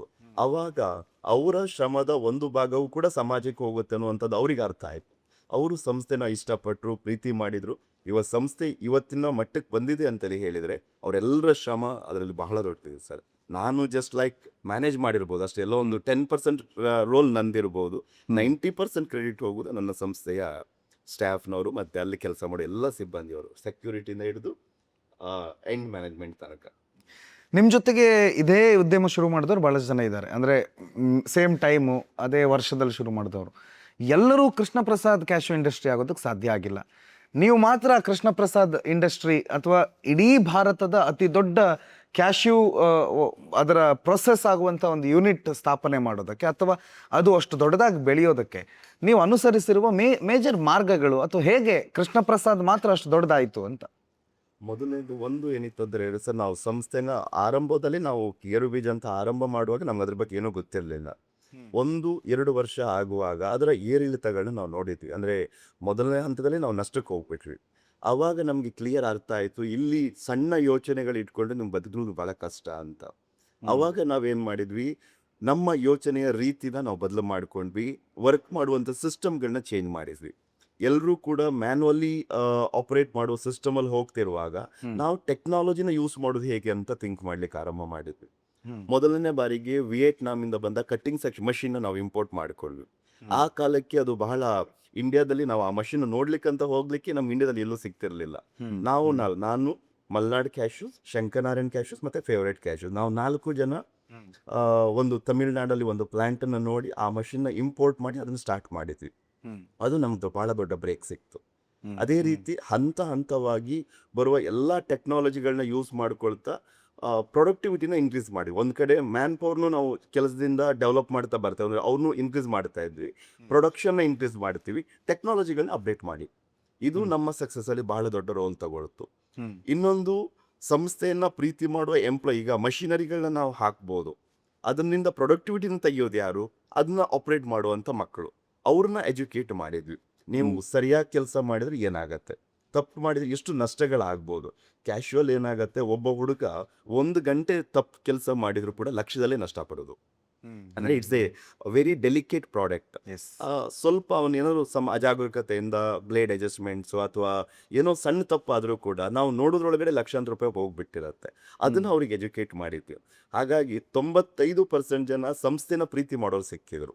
ಹಾಗಾಗಿ ನಾವು ಬೆಳೀತಾ ಬಂದ್ವಿ. ಜೊತೆಯಲ್ಲಿ ನಮ್ಮ ಕನಸುಗಳನ್ನ ವಿಸ್ತರಿಸ್ತಾ ಬಂದ್ವಿ. ನಾವು 10 ಗೋಣಿ ಕೆಲಸ ಮಾಡುವಾಗ ನಾನು ಮತ್ತು ಶಶಿಧರ್ ಶೆಟ್ಟರು ಮಾತಾಡ್ಕೊಂಡಿದ್ವಿ, ಯಾವಾಗ ನಾವು 100 ಕೋಟಿ ಸೇಲ್ಸ್ ರೀಚ್ ಆಗ್ತೇವೆ ಆವಾಗ ನಾವು ಆಫೀಸಿಗೆ ಹೋಗ್ತಾ ಕೋಟ್ ಹಾಕೊಂಡು ಹೋಗ್ಬೇಕು ಅಂತ ನಮ್ಮೊಂದು ಕನಸಿತ್ತು. ಆವಾಗ ನನ್ನ ಸೇಲ್ಸ್ ಒಂದು 20 ಕೋಟಿ ಇತ್ತು ಅಷ್ಟೇನೆ. ನಮ್ ಗೋಲ್ ಇದ್ದಿದ್ದು ಆವಾಗ 100 ಕೋಟಿ. ಯಾವಾಗ 100 ಕೋಟಿ ಕ್ರಾಸ್ ಆಯ್ತು ಆವಾಗ ನಾವ್ಯಾಕೆ ಇಡೀ ವರ್ಲ್ಡ್ಗೆ ಎಕ್ಸ್ಪೋರ್ಟ್ ಮಾಡಬಾರ್ದು ಅಂತ ಬಂದು ಇನ್ನೊಂದು ಗುರಿನ ಇಟ್ಕೊಂಡ್ವಿ. ಅದ್ರ ಮೇಲ್ಗಡೆ ವರ್ಕ್ ಮಾಡ್ತಾ ಹೋದ್ವಿ. ಜೀವನದಲ್ಲಿ 2 ವಿಚಾರ ನಾನು ಬಹಳ ನಂಬ್ತೇನೆ ಸರ್. ಒಂದು, ನೀವು ಯೋಚನೆನ ಏನು ಮಾಡ್ತಾನೆ ಹೋಗ್ತೀರಿ, ಅದು ನಿಮಗೆ ಗೊತ್ತಿಲ್ಲದಾಗಿ ನೀವು ಅದಾಗ್ಬಿಡ್ತೀರಿ. ಈಗ ನಾನು ಇವತ್ತೀಗ ಇಡೀ ಗ್ಲೋಬಲ್ ಮಾರ್ಕೆಟಿಗೆ ಎಕ್ಸ್ಪೋರ್ಟ್ ಮಾಡ್ಬೇಕಂತಾನೆ ಥಿಂಕ್ ಮಾಡ್ತಾ ಇದ್ದಾಗ ನನಗೆ ಜೀವನದಲ್ಲಿ ಸಿಗುವ ಸಂಪರ್ಕಗಳು ಅದಕ್ಕೆ ಸರಿಯಾಗಿ ಸಿಗತ್ತೆ. ನಿಮ್ಮ ಯೋಚನೆಗೆ ಸರಿಯಾದಂಥ ವ್ಯಕ್ತಿಗಳು ನಿಮ್ಮ ಜೀವನದಲ್ಲಿ ಬಂದ್ಬಿಡ್ತಾರೆ. ಅದು ನನಗೆ ಬಹಳ ಪ್ಲಸ್ ಆಯಿತು. ಸೊ ನನಗೆ ಲೈಫಲ್ಲಿ ಇದ್ದಿದ್ದು ಒಂದೇ ಒಂದು ಯೋಚನೆ ಕೇಳಿದ್ರೆ ಸಂಸ್ಥೆನ ಬೆಳೆಸುವಂಥದ್ದು. ಅವಾಗ ಮ್ಯಾರೇಜ್ ಕೂಡ ಆಗಿರಲಿಲ್ಲ. ಸೊ ಮ್ಯಾಕ್ಸಿಮಮ್ ಟೈಮ್ ನನ್ನ ಸಂಸ್ಥೆಲೇ ಕಳೀತಾ ಇದ್ವಿ. ಅದು ನಮ್ಮನ್ನು ಇವತ್ತು ಈ ಮಟ್ಟಕ್ಕೆ ತಗೊಂಡು ಬಂದು ನೆಲೆಸಿದೆ ಸರ್. ಸರ್, ಅಲ್ಲಿ ಆಫೀಸು, ಕ್ಯಾಶು, ನಿಮ್ಮ ಹುಡುಗರು ಕೆಲಸ ಅದನ್ನೆಲ್ಲ ಬಿಟ್ಟರೆ ಮನೆಗೆ ಬಂದರೆ ಒಂದು ಮುದ್ದು ಪುಟಾಣಿ ಹೆಣ್ಮಗು ಮನೆ ತುಂಬ ಪುಟ್ಟ ಅಂತ ಓಡಾಡ್ತಿರ್ತಾಳೆ. ನಿಮ್ಮ ಕಷ್ಟ ನಷ್ಟಗಳನ್ನು ಅರ್ಥ ಮಾಡಿಕೊಳ್ಳುವಂತಹ ಸಹಧರ್ಮಿಣಿ ಅಂತ ಹೇಳುವ ಹೆಂಡತಿ, ಅದ್ರ ಜೊತೆಗೆ ತಂದೆ, ಮನೆಯವರು ಅಂತ ಹೇಳಿ ಒಂದು ಕ್ವಾಲಿಟಿ ಟೈಮ್ ಸ್ಪೆಂಡ್ ಮಾಡೋದಕ್ಕೆ ಸಂಪತ್ ಶೆಟ್ಟಿ ಅವರಿಗೆ ಸಮಯ ಸಿಗುತ್ತಾ? ಸಿಗುವ ಸಮಯವನ್ನು ನೀವು ಹೇಗೆ ಬಳಕೆ ಮಾಡ್ಕೋತೀರಿ, ಫ್ಯಾಮಿಲಿ ಜೊತೆಗೆ ಹೇಗಿರ್ತೀರಿ? ಈ ಬಿಸ್ನೆಸ್ ನಲ್ಲಿ ನಾನು ಅವಾಗಲೇ ಹೇಳ್ದ ಹಾಗೆ ಸ್ಯಾಕ್ರಿಫೈಸ್ ಅಂತ ಬರುತ್ತೆ. ಹ್ಮ್. ಈ ಪ್ರತಿಯೊಬ್ಬ ಬಿಸ್ನೆಸ್ ಮ್ಯಾನ್ ಕೂಡ ತುಂಬಾ ಜಾಸ್ತಿ ಸ್ಯಾಕ್ರಿಫೈಸ್ ಮಾಡಬೇಕಾದ್ದು ಕುಟುಂಬದ ಸಮಯವನ್ನ. ಏನಾಗತ್ತೆ, ಎಷ್ಟೋ ಸಂದರ್ಭಗಳಲ್ಲಿ ನಾನು ನನ್ನ ಮಗಳ ಜೊತೆ ಮಾತಾಡೋದು ವಿಡಿಯೋ ಕಾಲಲ್ಲೇ ಆಗೋಗತ್ತೆ. ನಾನು ಬೆಳಿಗ್ಗೆ ಹೆಚ್ಚು ಕಡಿಮೆ 6:45 7 ಗಂಟೆ ಮನೆ ಬಿಟ್ಟು ಬಿಡುತ್ತಾನೆ. ರಾತ್ರಿ ಬರುವಾಗ 11 12 ಗಂಟೆ ಆಗತ್ತೆ. ಅವಳು ಮಲಗಿರ್ತಾಳೆ. ಅವಳು ಸ್ಕೂಲಿಗೆ ಹೋಗುವಾಗ, ಸ್ಕೂಲಿಂದ ಬಂದಾಗ ವಿಡಿಯೋ ಕಾಲಲ್ಲಿ ಮಾತಾಡುವಂಥದ್ದೇ ಭಾಳ ಹೆಚ್ಚಾಗಿ ನಡೆಯುವಂಥದ್ದು. ಮಿಡಲಲ್ಲಿ ಏನಾಗುತ್ತೆ, ಯಾವತ್ತಾದರೂ ಸ್ವಲ್ಪ ಸಮಯ ಬಿಡುವಿದೆ ಅಂತ ಆದಾಗ ಬಹಳಷ್ಟು ಅವಳ ಜೊತೆ ಕಳೆಯುವಂಥದ್ದು ಭಾಳ ಇಷ್ಟಪಡ್ತೇನೆ. ವೀಕೆಂಡ್ ಮಾತ್ರ ಮನೆಗೋಸ್ಕರನೇ ಇಟ್ಕೊಳ್ತೇನೆ ಹೆಚ್ಚಾಗಿ. ಸೊ ಕಂಪ್ಲೀಟ್ ವೀಕೆಂಡ್ ಮನೇಲೇ ಇರ್ತೀರಿ? ಹೆಚ್ಚಾಗಿ ಅದಕ್ಕೆ ಪ್ರಯತ್ನ ಮಾಡ್ತೀನಿ. ಬಟ್ ಆದ್ರೂ ಕೆಲವೊಂದ್ ಸರ್ತಿ ಮೀಟಿಂಗ್ಸ್ಗಳು, ಫಂಕ್ಷನ್ಸ್ಗಳು ಹೋಗ್ಲೇಬೇಕಾಗತ್ತೆ. ಬಟ್ ಅದಕ್ಕೋಸ್ಕರನೇ ಹೆಂಡತಿ ಬೈತಾ ಇರ್ತಾಳೆ. ಸರ್, ಯಾವುದೇ ಸಾಧನೆ ಮಾಡಬೇಕು ಅಂತಂದರೆ ಮನೆಯಿಂದಲೇ ಆ ಸಾಧನೆಯ ಪ್ರೇರಣೆ ಆರಂಭ ಆಗಬೇಕು ಅಂತ ಹೇಳಿ. ಮೊದಲು ಅಂದರೆ ಮದುವೆ ಆಗದೇ ಇದ್ದರೆ ತಾಯಿ, ಮದುವೆ ಆದಮೇಲೆ ಧರ್ಮಪತ್ನಿ, ಹೆಂಡತಿ ಅಂತ. ಆ ಸಾಧನೆ ಮಾಡೋದಕ್ಕಾಗಲಿ ಅಥವಾ ಸಾಧನೆಯನ್ನು ನಿಲ್ಲಿಸೋದಕ್ಕಾಗಲಿ ಶಕ್ತಿ ಇರೋದು ಅವ್ರಿಗೆ ಮಾತ್ರ. ನಿಮ್ಮ ಸಾಧನೆಗೆ ನಿಮ್ಮ ಧರ್ಮಪತ್ನಿಯವರ ಸಹಕಾರ ಮತ್ತು ಅವರ ನಿಮ್ಮಿಬ್ಬರ ನಡುವಿನ ಒಂದು ಸಂಬಂಧ ಮತ್ತು ಈ ಉದ್ಯಮ ಹೇಗೆ ನಡೆಯುತ್ತೆ ಅಂತ? ಅಲ್ಲಿ ಏನಾಗತ್ತೆ ಅಂದ್ರೆ ಸರ್, ಎಸ್ಪೆಷಲಿ ನಮ್ಗಿಂತ ಜಾಸ್ತಿ ಸ್ಯಾಕ್ರಿಫೈಸ್ ಮಾಡೋದು ಯಾರು ಕೇಳಿದ್ರೆ ನಮ್ಮ ಮನೆಯವರು. ಅಂದ್ರೆ ನಮ್ಮ ಸಮಯ ಕೊಡ್ಲಿಕ್ಕಾಗಲ್ಲ, ಮಗುದು ಎಜುಕೇಶನ್ಗಳನ್ನ ನೋಡ್ಕೋಬೇಕು, ಅಥವಾ ಮನೆಗೆ ಸಂಬಂಧಪಟ್ಟ ಯಾವುದೇ ವಿಚಾರಗಳಿದ್ರು ಕೂಡ ಅವರೇ ನೋಡ್ಕೋಬೇಕು, ಬಿಟ್ಟು ನಮ್ಗೆ ಬರ್ಲಿಕ್ಕೆ ಆಗೋದಿಲ್ಲ. ಆ ವಿಚಾರದಲ್ಲಿ ಪ್ರಾಯಶಃ ಅವಳು ಅತ್ಯಂತ ಚೆನ್ನಾಗಿ ನಿಭಾಯಿಸಿದ್ದಾಳೆ. ಅಲ್ಲಿ ಏನ್ ಮನೆ ನೋಡ್ತಾ ಇದ್ದೀರಿ, ಈ ಮನೆಯ ಆಲ್ಮೋಸ್ಟ್ ಇಂಟೀರಿಯರ್ ಇಂದ ಕನ್ಸ್ಟ್ರಕ್ಷನ್ ತನಕ ನಿತ್ತು ಮಾಡಿಸಿದ್ದು ಅವಳೇನೆ. ಈಗ ಎದುರುಗಡೆ ಕೆಲಸ ನಡೀತಾ ಇರೋದು ಅದನ್ನು ಮಾಡಿಸ್ತಾ ಇರೋದು ಕೂಡ ಅವಳೇನೆ. ಹಾಗಾಗಿ ಅವಳು ನನಗೆ ಬಹಳ ದೊಡ್ಡ ಸ್ಟ್ರೆಂತ್ ಆಗಿ ನಿಂತಿದ್ದಾಳೆ ಇಲ್ಲಿ ತನಕ. ಯಾವುದೇ ಸಮಸ್ಯೆಗಳು ಬಂದಾಗ, ಏನಾದರೂ ಇಶ್ಯೂಸ್ಗಳು ನನ್ನ ಮೇಲ್ಗಡೆ, ಈಗ ಸಮಾಜದಲ್ಲಿ ನಾವು ಬದುಕುವಾಗ ಪರ ವಿರೋಧ ಎರಡೂ ಬರ್ತಾ ಇರತ್ತೆ. ವಿರೋಧಗಳು ಬಂದಾಗ ನಮಗೆ ಧೈರ್ಯ ಕೊಡೋರು ಬೇಕಾಗ್ತದೆ. ಆ ಕೆಲಸವನ್ನು ಭಾಳ ಅಚ್ಚುಕಟ್ಟಾಗಿ ಅವಳು ಮಾಡಿದ್ದಾಳೆ ಅಂತಲ್ಲ. ಸೊ ಈ ವ್ಯವಸ್ಥೆಯಲ್ಲಿ ನನಗೆ ಬಹಳ ದೊಡ್ಡ ಸ್ಟ್ರೆಂತ್ ನನ್ನ ವೈಫ್. ನಿಮ್ಮಿಬ್ರು ಭೇಟಿ ಹೇಗೆ, ಯಾವಾಗ, ಮದುವೆ ಆಗೋ ಸಂದರ್ಭ ಹೇಗೆ, ಅದ್ರ ಬಗ್ಗೆ ಒಂದು ಸ್ವಲ್ಪ ಬೆಳಕು ಚೆಲ್ಬೋದಾ? ಹಾಂ ಸರ್, 2019 ನಾನು ಅವಳು ನೋಡಿದ್ದು. ಪ್ರಪೋಸಲ್ ಬಂದಾಗ ನಮ್ಮ ತಲೆಯಲ್ಲಿ ಒಂದು ಆಸ್ ಎ ನಾರ್ಮಲ್ ನಮ್ಮ ಇದ್ರ ಪ್ರಕಾರ ಒಂದ್ಸರಿ ಹುಡುಗಿ ನೋಡಿದ್ಮೇಲೆ ನಾವು ಕಮಿಟ್ ಆಗಬೇಕು ಅನ್ನೋದು ಒಂದು ವಿಚಾರ. ಸೊ ಅದೇ ಹಾಗೆ ಪ್ರಪೋಸಲ್ಗಳು ತೀರಾ ಬಂದಾಗ ಕೊನೆಗೆ ನಾನು ಆಯ್ಕೆ ಮಾಡಿದ್ದು ನಮ್ಮ ಮಿಸ್ಸಸ್ಸಿನ ಪ್ರಪೋಸಲ್. ಆನೆಗುಡ್ಡೆ ಟೆಂಪಲ್ ಅಲ್ಲಿ ನಾವು ನೋಡಿದ್ವಿ. ನೋಡಿ ಅಲ್ಲೇ ಮಾತುಕತೆಗಳಾಯ್ತು. ಅಲ್ಲಿಂದ ಮುಂದಕ್ಕೆ ಎಲ್ಲವೂ ನಡೀತು, ಮದುವೆ ಆಯ್ತು. ಅದಾದ್ಮೇಲೆ ಆದ್ಯ ಅಂತ ಮಗು ಕೂಡ ನಮ್ಮ ಜೀವನದಲ್ಲಿ ಬಂದ್ವಿ. ಸೊ ಇವತ್ತು ಬಿಸ್ನೆಸ್ಸಿನ ಹೊರತಾಗಿ ನೋಡಿದ್ರೆ I am very happy sir.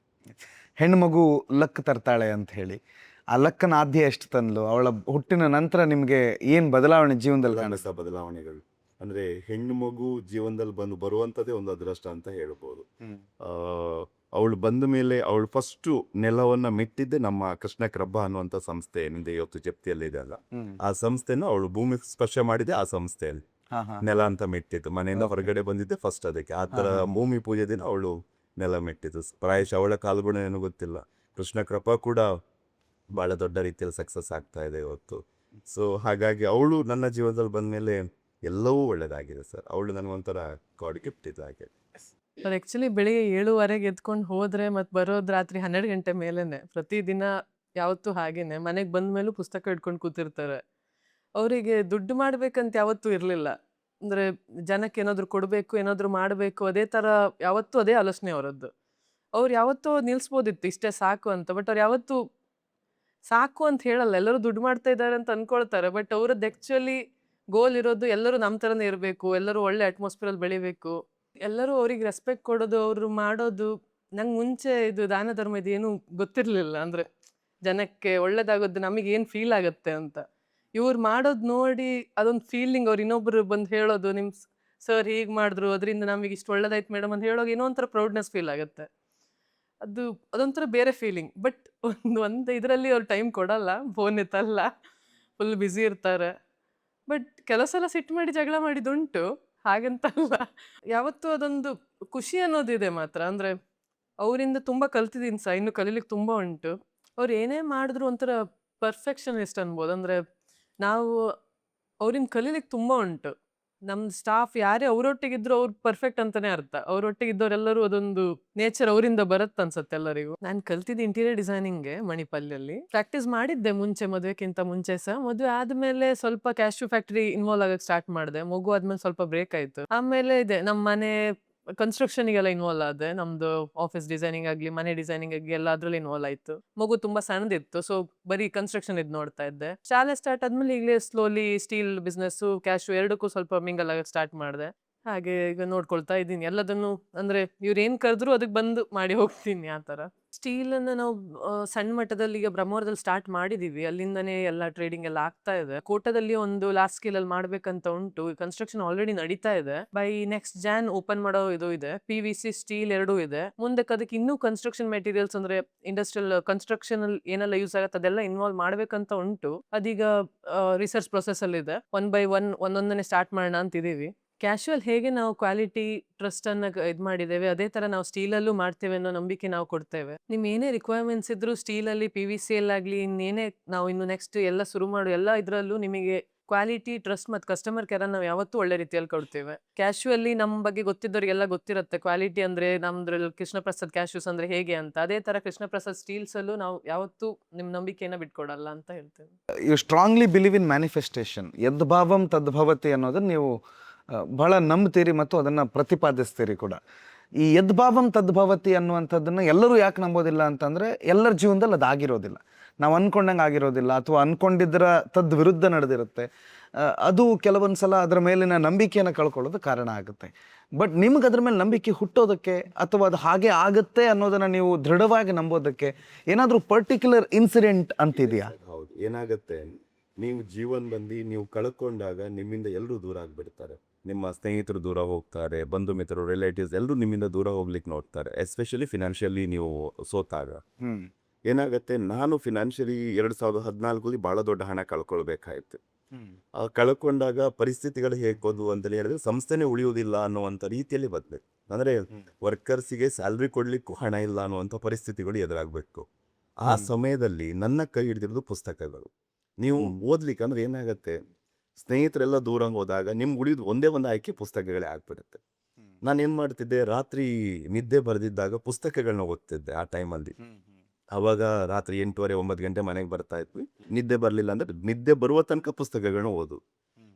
Especially ನಾನು ವಿವೇಕಾನಂದ್ರ ಬಗ್ಗೆ, ಬದುಕಲು ಕೊಲೆಯಿರಿ ಇರ್ಬೋದು, ಅಬ್ದುಲ್ ಕಲಾಂ ಅವರದ್ದು ವಿಂಗ್ಸ್ ಆಫ್ ಫೈರ್ಸ್ಗಳು, ಅವರ ಎಲ್ಲ ಪುಸ್ತಕಗಳು, ಅದು ನಿಮಗೆ ಬಹಳ ದೊಡ್ಡ ಕಾನ್ಫಿಡೆನ್ಸ್ ತಂದುಕೊಡುತ್ತೆ. ಯಾವಾಗಲೂ ನಾನು ಹೇಳುವಂಥದ್ದು, ನೀವು ಮೊದಲ 10 ವರ್ಷ ನೀವು ಯಾವುದೇ ಒಂದು ಉದ್ಯಮ ಆರಂಭ ಮಾಡಿ ಅಥವಾ ಏನೇ ಮಾಡಿ, 10 ವರ್ಷ ನಿಮ್ಮ ಅಫರ್ಟ್ ಯಾರಿಗೂ ಕಾಣಿಸೋದಿಲ್ಲ. ಎಸ್ಪೆಷಲಿ ನೀವು ತಿರುಗಿ ನೋಡಿದ್ರು ನಿಮಗೂ ಕೂಡ ಅನ್ಸಲ್ಲ ನಾನು ಗ್ರೋತ್ ಆಗ್ತಿದ್ದೇನಾ ಅಂತ. ಬಟ್ ಹಠ ಬಿಡಬಾರ್ದು. ನಿಮ್ಮ ಕನಸುಗಳು ಏನನ್ನ ನೀವು ಗೋಲ್ ಅಂತ ಫಿಕ್ಸ್ ಮಾಡಿದಿರಿ, ಅದರ ಮೇಲ್ಗಡೆ ಕನ್ಸಿಸ್ಟೆಂಟಾಗಿ ನೀವು ಅಫರ್ಟ್ ಹಾಕ್ತಾ ಇದ್ದಾಗ, ಅಂದರೆ ಲೈಕ್ ಮರ ಇದ್ದ ಹಾಗೆ, ರೂಟ್ ಎಷ್ಟು ಕೆಳಗಡೆ ಸ್ಟ್ರಾಂಗ್ ಆಗಿ ಹೋಗುತ್ತೋ ಅಷ್ಟು ನಾವು ಮೇಲೆ ಬೆಳೀಲಿಕ್ಕೆ ಆರಾಮ ಆಗೋದು. ಈ ರೂಟ್ ಕೆಳಗಡೆ ಹೋಗುವ ತನಕ ನಮ್ಮ ಅಫರ್ಟ್ನ ಬಿಡ್ತಾರೆ. ಇವಾಗಲೂ ಕೂಡ ಕೃಷ್ಣ ಪ್ರಸಾದ್ ಇವಾಗ 2026ಕ್ಕೆ ನಾನು ಎಲ್ರಿಗೂ ಪರಿಚಯ. 2012ರಿಂದ ನನ್ನ ಅಫರ್ಟ್ ಇದೇ ಥರ ಇತ್ತು. 2022-23 ತನಕನೂ ಕೂಡ ನಾನು ಯಾರು ಅಂತ ಯಾರಿಗೂ ಗೊತ್ತಿಲ್ಲ. ಏನಕ್ಕೆ ಅಂತೇಳಿ ಹೇಳಿದರೆ, ಅಫರ್ಟ್ ಸ್ಟಾರ್ಟಿಂಗ್ ಯಾರಿಗೂ ಅದು ರೆಕಗ್ನೈಸ್ ಆಗಲ್ಲ, ಯಾರು ನೋಡೋದಿಲ್ಲ. ನೀವು ಮಾಡಿರೋ ಕೆಲಸಗಳನ್ನ ನೆಗೆಟಿವ್ ಆಗಿ ನೋಡುವಂಥವ್ರ ಸಂಖ್ಯೆ ಹೆಚ್ಚಾಗತ್ತೆ. ನೀವು ಏನೇ ಮಾಡಿದ್ರು ಅದರಲ್ಲೊಂದು ಅಪಸ್ವರಗಳು ಕಾಣಿಸುತ್ತೆ. ನಿಮಗೆ ಗೊತ್ತಾಗದೆ ಒಂದು ಸಣ್ಣ ತಪ್ಪಾಯಿತು ಅಂದರೂ ಕೂಡ ಅದು ಬೇಕು ಅಂತಲೇ ಮಾಡಿದ್ದು ಅನ್ನೋ ರೀತಿಯಲ್ಲಿ ಅದು ಪ್ರಪೋಸ್ ಆಗುತ್ತೆ.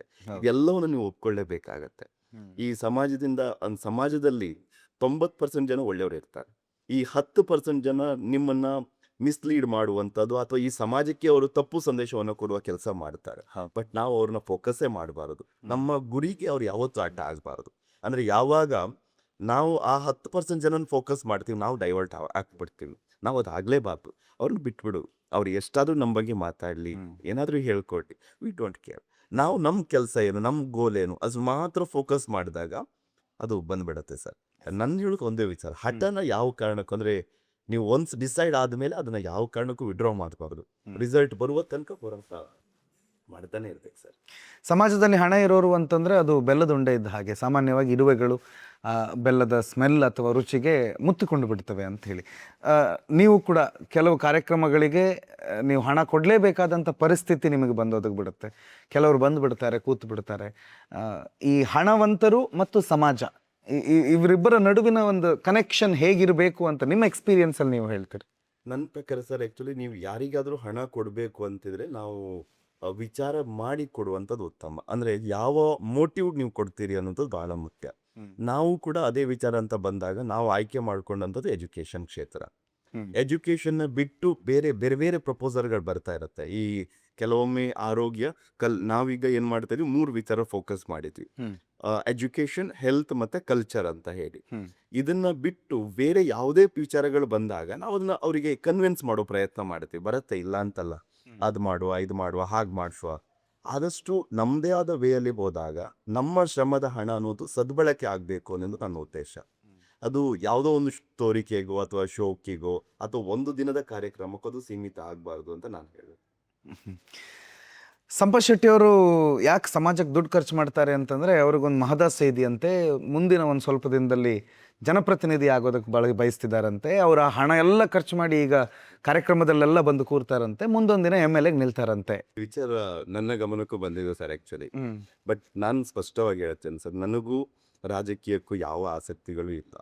ನನ್ನ ಭಾಳ ದೊಡ್ಡ ಕನಸು, ನಾನು ಯಾವಾಗಲೂ ನನ್ನ ಟೆಲಿಫೋನ್ನ ವಾಲ್ಪೇಪರ್ ನೋಡ್ಬೋದು, DP ನೋಡ್ಬೋದು, ನಾನು ಎಲ್ಲದರಲ್ಲೂ ರತನ್ ಟಾಟಾ ಅವ್ರನ್ನ ಹಾಕ್ಕೊಂಡಿರ್ತಾರೆ. ನಾನು ರತನ್ ಟಾಟಾನ ತುಂಬ ಫಾಲೋ ಮಾಡ್ಲಿಕ್ಕೆ ಇಷ್ಟಪಡ್ತೀನಿ. ನನ್ನ ಉದ್ದೇಶ ಇರೋದು I become the very good industrialist. ನಾನೊಂದಷ್ಟು ಜನರಿಗೆ ಕೆಲಸ ಕೊಡಬೇಕು, ಈ ಜಿಲ್ಲೆಯಲ್ಲಿ ಭಾಳಷ್ಟು ಉದ್ಯಮಗಳನ್ನ ತರಬೇಕು. ಅದು ನನ್ನ ಭಾಳ ದೊಡ್ಡ ಕನಸು. ರಾಜಕೀಯ ನನಗೆ ಯಾವತ್ತೂ ಆಸಕ್ತಿ. ನನಗೆ ಎಲ್ಲ ಪಕ್ಷದಲ್ಲೂ ಸ್ನೇಹಿತರಿದ್ದಾರೆ. BJPಯಲ್ಲಿ ಇರ್ಬೋದು, ಕಾಂಗ್ರೆಸ್ ಇರ್ಬೋದು, ಬೇರೆ ಬೇರೆ ಪಕ್ಷದಲ್ಲಿ ನನಗೆ ಸ್ನೇಹಿತರು, ಆತ್ಮೀಯರಿದ್ದಾರೆ. ಬಟ್ ಎಲ್ಲರ ಜೊತೆನೂ ಅದೇ ಒಡನಾಟವನ್ನು ಇಟ್ಕೊಂಡಿದ್ದೀನಿ. ಬಟ್ ಎಲ್ಲೂ ರಾಜಕೀಯಕ್ಕೆ ಹೋಗುವ ಆಸಕ್ತಿನೂ ಇಲ್ಲ, ಹೋಗೋದು ಇಲ್ಲ ಸರ್. ಅದ್ರ ಬಗ್ಗೆ ರೀಚ್ ಆಗ್ತದೆ. ನಿಮಗೆ ಫಸ್ಟ್ ಕೆಲಸ ಕೊಟ್ಟಿದ್ದು ಕಾಂಗ್ರೆಸ್ನಲ್ಲಿರುವ ಪ್ರಸಾದ್ ರಾಜ್ ಕಾಂಚನ್ ಅವರು. ನಿಮಗೆ ಉದ್ಯಮ ಮಾಡೋದಕ್ಕೆ ಫಸ್ಟ್ ದುಡ್ಡು ಕೊಟ್ಟಿದ್ದು BJPಯಲ್ಲಿರುವ ಹಾಲಾಡಿ ಶ್ರೀನಿವಾಸ್ ಶೆಟ್ಟಿ ಅವರು. ಸೊ ರಾಜಕೀಯದ ಆಲೋಚನೆಗಳಿಲ್ಲ ಅಂತ ನೀವು ಹೇಳ್ತಾ ಇದ್ದೀರಿ. ಬಟ್ ಮುಂದಿನ 5 ವರ್ಷದಲ್ಲಿ ಸಂಪತ್ ಶೆಟ್ಟಿ ಅವರನ್ನು ನಾವು ಎಲ್ಲಿ ನೋಡಬಹುದು? Where do U C your self and Krishna Prasad industries 5 ವರ್ಷದಲ್ಲಿ ಎಲ್ಲಿ ನೋಡ್ತೀರಿ ಅದನ್ನು? ಈ ಮುಂದಿನ 5 ವರ್ಷದಲ್ಲಿ ಒಂದಷ್ಟು ಯೋಜನೆಗಳನ್ನ ನಾನು ಹಾಕ್ಕೊಂಡಿದ್ದೀನಿ ಸರ್. ಒಂದಷ್ಟು ಉದ್ಯಮಗಳನ್ನ ಬೆಳೆಸಬೇಕು. ಅಂದರೆ ಗೇರು ಬೀಜ ಆಲ್ರೆಡಿ ನಾವೀಗ 150 ಟನ್ ಪ್ರೊಡಕ್ಷನ್ ನಾವು ಮಾಡ್ತಾ ಇದ್ದೀವಿ. Plant capacity is 200 metric tons. ಇದು ನಮ್ಮ ದೇಶದ ಅತಿ ದೊಡ್ಡ ಇಂಡಸ್ಟ್ರಿ ಅಂತ ನಾವು ಹೇಳ್ಬೋದು ಇವತ್ತಿನ ವ್ಯವಸ್ಥೆಯಲ್ಲಿ. ಇನ್ನು ಮುಂದಕ್ಕೆ ಗೇರು ಬೀಜದಿಂದ ಮುಂದಕ್ಕೆ ಏನು ಮಾಡ್ಬೋದು ಅಂತ ನಾವು ಇವಾಗಷ್ಟೇ ನಾವು ಆರಂಭ ಮಾಡಿರೋದು ಕೃಷ್ಣ ಪ್ರಸಾದ್ ಸ್ಟೀಲ್ಸ್ ಅಂತ ಹೇಳಿ. ಈ Krishna Prasad steels private limited ಈಗ ಕೋಟದಲ್ಲಿ ಅದರ ಒಂದು ಘಟಕ ಆರಂಭ ಆಗ್ತದೆ. ನಾಡ್ದು ಜನವರಿ 16ನೇ ತಾರೀಕು ಅದು ಇನಾಗ್ರೇಷನ್ ಆಗುತ್ತೆ. ಅದು ನಮ್ದು ಟ್ರೇಡಿಂಗ್ ಪ್ಲಾಂಟ್. ಮುಂದಿನ 3 ವರ್ಷದಲ್ಲಿ ಅಥವಾ 4 ವರ್ಷದಲ್ಲಿ ನಾವು ಯಾಕೆ ಸ್ಟೀಲ್ ಮ್ಯಾನುಫ್ಯಾಕ್ಚರ್ ಆಗಬಾರ್ದು ಅನ್ನುವಂಥದ್ದು ಒಂದು ದೊಡ್ಡ ಕನಸು ನಮಗಿದೆ. ಈಗ ಮ್ಯಾಂಗ್ಳೂರಿನ ಭಾಗ ಅಂತ ನಾವು ತಗೊಂಡಾಗ ಮಂಗಳೂರಲ್ಲಿ ನಮಗೆ ಬಹಳ ಅಡ್ವಾಂಟೇಜ್ ಪೋರ್ಟ್ ಇದೆ. ನಾವು ಅದನ್ನ ಯೂಸ್ ಮಾಡ್ಕೊಳ್ತಾ ಇಲ್ಲ. ಬಹಳ ದೊಡ್ಡ ಲ್ಯಾಂಡ್ ನ ಅವೈಲಬಿಲಿಟಿ ಇದೆ ನಮ್ಮ ಹತ್ರ, ರೋಡ್ ಫೆಸಿಲಿಟಿ ಇದೆ, ಮ್ಯಾನ್ ಪವರ್ ಸೋರ್ಸಸ್ ಇದೆ. ನಾವು ಇದನ್ನ ನಮ್ಮ ಊರಲ್ಲೇ ಯೂಸ್ ಮಾಡ್ಕೊಂಡಿದ್ದೀವಿ. ಆದರೆ ಮುಂದಿನ ದಿನದಲ್ಲಿ ಟೆಕ್ನಿಕಲ್ ಆಗಿ ಓದಿರೋ ಮಕ್ಕಳು 100 ಜನರಿಗೆ ನಾವು ಇಲ್ಲೇ ಕೆಲಸ ಕೊಡ್ಬೋದು. ಹಾಗಾಗಿ ಒಂದಷ್ಟು ಯೋಜನೆಗಳು, ಒಂದು ಬಹಳ ದೊಡ್ಡ ಕನಸಿರುವಂಥದ್ದು ಇನ್ನೊಂದು ಕೇಳಿದ್ರೆ ಎಜುಕೇಷನ್ ಇನ್ಸ್ಟಿಟ್ಯೂಷನ್. ಅಂದರೆ ಎಜುಕೇಷನ್ ಮತ್ತು ಹಾಸ್ಪಿಟಲ್ ಮಾಡಬೇಕನ್ನೋಂಥ ಒಂದು ಕನಸಿದೆ ಮುಂದಿನ ಇನ್ನೊಂದು 10 ವರ್ಷ ಯೋಜನೆ ಅದೇ. ಅದು ಯಾವುದೂ ಕೂಡ ಹಣ ಮಾಡಬೇಕು ಅನ್ನುವಂಥ ಉದ್ದೇಶಕ್ಕಿಂತ ಹೊರತಾಗಿ ನಾವು ಈ ಸಮಾಜಕ್ಕೆ ಏನು ಕೊಡ್ಬೋದು, ಅದರಿಂದ ಎಷ್ಟು ಜನರು ಇವತ್ತು ನೀವು ಯಾವುದನ್ನೇ ತಗೊಂಡ್ರು ಕಮರ್ಷಿಯಲ್ ಆಗಿದೆ. ಇವತ್ತು ಎಜುಕೇಷನ್ ನಾವು ನೋಡ್ತೀವಿ ಕಮರ್ಷಿಯಲ್ ಆಗಿದೆ. ಬೆರಳೆಣಿಕೆಯ ಎಜುಕೇಷನ್ ಇನ್ಸ್ಟಿಟ್ಯೂಷನ್ಗಳು ಸರ್ವಿಸ್ ಓರಿಯೆಂಟೆಡ್ ಆಗಿ ಮಾಡ್ತವೆ ಬಿಟ್ಟರೆ ಬೇರೆ ಬೇರೆಗಳು ಅಂದರೆ ಇವತ್ತು ನಾವು ತೋರಿಸ್ಕೋಬೇಕು ಅನ್ನೋ ಉದ್ದೇಶ ಇಟ್ಕೊಂಡು ಮಾಡ್ತಾ ಇದ್ದಾರೆ ಹೆಚ್ಚಾಗಿ. ನಾವು ಇವತ್ತಿನ ವ್ಯವಸ್ಥೆಗಳನ್ನ ನಾವು ನೋಡಿದಾಗ ನಾವು ಅದನ್ನ ಇನ್ನೊಂದು ರೀತಿಯಲ್ಲಿ ಮಾಡೆಲ್ ಆಗಿ ತಗೊಂಡು ಹೋಗ್ಬೇಕು ಅನ್ನೋಂಥ ಕನಸು ನನಗಿದೆ ಸರ್. ಹಾಗಾಗಿ ಮುಂದಿನ 10 ವರ್ಷದ ಯೋಜನೆ ಅಂತ ತಗೊಂಡ್ರು ಬಟ್ ಎಲ್ಲೂ ರಾಜಕೀಯದ ಹೆಸರೇ ಇಲ್ಲ. ಇರುವಂಥದ್ದು ಉದ್ಯಮ ಹೇಗೆ ಬೇರೆಯವ್ರಿಗಿಂತ ವಿಭಿನ್ನವಾಗಿ ನಾವೊಂದು ಪ್ರಯತ್ನ ಮಾಡ್ಬೋದು, ಇದು ನನ್ನ ಯೋಚನೆ ಇದೆ ಸರ್. ನನ್ನ ಆಫೀಸಲ್ಲಿ ನೀವು ಬಂದರೆ ಗೊತ್ತಾಗತ್ತೆ, ಒಂದು ನೋಟಿಸ್ ಬೋರ್ಡ್ ಹಾಕಿದೆ. ಅಲ್ಲಿ ಒಂದು 15 ಪಾಯಿಂಟ್ಗಳನ್ನ ಬರೆದಿದ್ದೇನೆ. ಮುಂದಿನ 10 ವರ್ಷದಲ್ಲಿ ನೀನು ಏನೇನು ಆಗ್ಬಹುದು ಅನ್ನೋದಕ್ಕೆ ಆ 15 ಥರದ ಡಿಫ್ರೆಂಟ್ ಇಂಡಸ್ಟ್ರಿಗಳನ್ನ ಲೀಸ್ಟ್ ಮಾಡಿದ್ದೇನೆ. ನನ್ನ ಮುಂದಿನ ಯೋಜನೆ ಇರೋದು ಅದ್ರ ಮೇಲ್ಗಡೆ ಫೋಕಸ್ ಮಾಡಬೇಕು ಅಂತ ಅಷ್ಟೇ, ಬಿಟ್ಟರೆ ರಾಜಕೀಯವಾಗಿ ಅಥವಾ ಬೇರೆ ಯಾವ ವಿಚಾರಗಳಲ್ಲೂ ಇಲ್ಲ ಸರ್. ನೀವು ಹೇಳ್ತಾ ಇದ್ದಾಗ ಭಾರತದ ಅತಿ ದೊಡ್ಡ ಗೇರು ಬೀಜದ ಸಂಸ್ಕರಣಾ ಘಟಕವನ್ನು ನೋಡಬೇಕು ಅನ್ನೋ ಆಸೆ ಇದೆ. ನಿಮ್ಮ ಬದುಕು ಬಹಳಷ್ಟು ಜನರಿಗೆ ಪ್ರೇರಣೆ ಆಗಬೇಕು, ಅದು ನಮ್ಮ ಮೂಲ ಉದ್ದೇಶ. ನೀವು ಹೇಗೆ ಬದುಕಿದ್ದೀರಿ, ಹೇಗೆ ಉದ್ಯಮ ಆರಂಭ ಮಾಡಿದ್ದೀರಿ ಅನ್ನೋ ಕಥೆಯನ್ನು ಕೇಳಿದ ಒಂದು 10 ಜನ ಆದರೂ ಈ ಬದುಕನ್ನು ಆಯ್ಕೆ ಮಾಡ್ಕೊಳ್ಳುವಂತ ಆಗಬೇಕು, ಅವರಿಗೆ ಉದ್ಯಮದ ದಾರಿ ಸಲೀಸಾಗಬೇಕು ಅನ್ನೋದು ಒಂದು ಉದ್ದೇಶ. ಅದಕ್ಕೆ ನೀವು ಕೂತು ಮಾತಾಡಿದ್ವಿ. ಈಗ ಒಂದು ಇಂಡಸ್ಟ್ರಿಗೆ ಹೋಗಿ ಅಲ್ಲಿನ ವ್ಯವಸ್ಥೆಗಳನ್ನು ಪರಿಚಯಿಸೋದ್ರ ಮುಖಾಂತರ ಇನ್ನೊಂದಿಷ್ಟು ಜನರನ್ನು ಉದ್ಯಮಿಗಳನ್ನಾಗಿ ಮಾಡೋ ಪ್ರಯತ್ನದಲ್ಲಿ ನಾವು ಮುಂದುವರಿಯೋಣ. ಪ್ರಾಬ್ಲಿ ನಾನು ಈಗಲೇ ನಿಮಗೆ ಧನ್ಯವಾದ ಹೇಳೋದಿಲ್ಲ, ಯಾಕಂತಂದರೆ ನಮ್ಮ ಮಾತುಕತೆ ಇನ್ನೂ ಮುಂದುವರಿಯುತ್ತೆ. ಆದರೆ ಕೂತು ಮಾತುಕತೆ ಇಲ್ಲಿಗೆ ನಾವು ಮುಗಿಸೋಣ. Thank you so much for the time. Thank you so much for ನಿಮ್ಮ ಅದ್ಭುತವಾದಂಥ ಒಂದು ಹಾಸ್ಪಿಟಾಲಿಟಿಗೆ ಧನ್ಯವಾದಗಳು.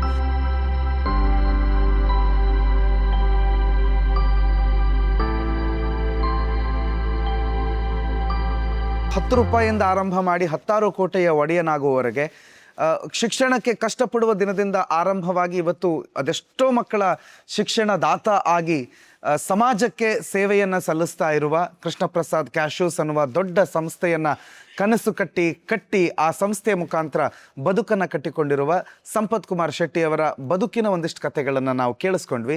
ಅವರ ಇಂಡಸ್ಟ್ರಿ ಹೇಗೆ ವರ್ಕ್ ಮಾಡುತ್ತೆ, ಅಲ್ಲಿ ಕಾರ್ಯವಿಧಾನಗಳೇನು, ಅಲ್ಲಿರುವ ಜನ ಹೇಗೆ ಅವರ ಆ ಕನಸಿಗೆ ಇಂಬುಗೊಡೋ ರೀತಿಯಲ್ಲಿ ಅವರ ಕನಸಿಗೆ ಮೆಟ್ಟಿಲಾಗಿ ಕಾರ್ಯನಿರ್ವಹಿಸ್ತಾ ಇದ್ದಾರೆ ಅನ್ನುವ ಒಂದಿಷ್ಟು ವಿಸ್ತೃತ ಮಾಹಿತಿಯನ್ನು ಅವರ ಇಡೀ ಇಂಡಸ್ಟ್ರಿ ಟೂರ್ ಮುಖಾಂತರ ನಿಮ್ಮ ಮುಂದೆ ನ್ಯೂಸ್ ನೆಕ್ಸ್ಟ್ ಮುಂದಿನ ಸಂಚಿಕೆಯಲ್ಲಿ ಇಡುತ್ತೆ.